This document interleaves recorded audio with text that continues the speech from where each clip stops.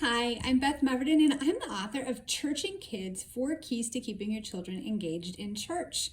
I'm so glad that you've chosen to read through that book, whether you're reading it on your own or with a small group or in a book club, whatever you've chosen to do to start getting this information in your brilliant brain.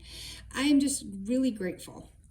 Part of the reason I'm grateful is because I've been in youth ministry for over 25 years, and one of the things that I've seen is this awful statistic that we've been dealing with in youth ministry for about 30 years, maybe a little bit longer, that about 80% of teens graduate from their faith when they graduate from high school. A lot of research has gone into this youth ministry. We have been stumped for years and years. What do we do? What do we need to change in our programming? What do we need to change in our churches? But what my husband and I have found is that it actually starts in the home. And so what I have compiled in my Churching Kids book is 4 different keys to help empower parents, train their children how to follow Jesus in their homes and follow Jesus at church. So we'll call that discipling our children at home and discipling our children in the church. A lot of parents abdicate their role as their children's primary evangelist and disciple makers. And there's lots of reasons that people do this. One is that they were never trained themselves. Another one is they feel like they don't have enough education. They just want to leave it to the experts who actually have Bible degrees to train their kids. But let me tell you what the Bible has to say about our role as parents. This is Deuteronomy 6, 4-7. Listen, O Israel, the Lord is our God, the Lord alone.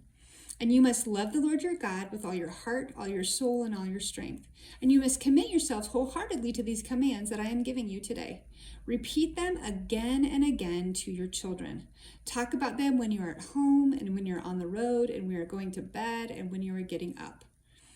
And that's part of what I talk about in my book, Churching Kids, is helping parents know how to intentionally spiritually train their children at home, because that's the primary importance of fighting against that awful statistic of 80% of teens leaving their faith when they graduate from high school.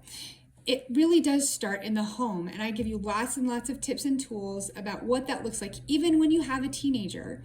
I would love it if people started earlier, toddlers, preschoolers, elementary school kids, but it's never too late. Even if you are a parent of adults, you can start implementing some of these training strategies. And I also talk about the importance of your children being in big church with you. I explain the different things like that. What that means, big church is just adult church when you have the worship service, and the importance of them experiencing that.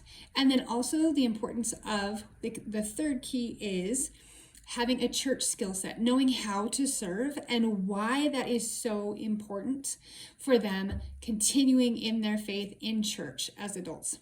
And then the fourth key is age stage group involvement. It's what we normally see in the American Christian Church now. Sunday school for little ones, nursery for littler ones, youth group and big kids Sunday school for big kids. Those are really important.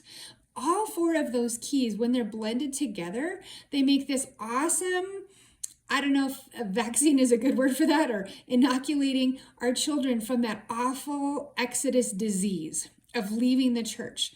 Because these 4 keys really do empower children to understand what it means to be an adult Christian. So again, I am so glad you've chosen to pick up the book.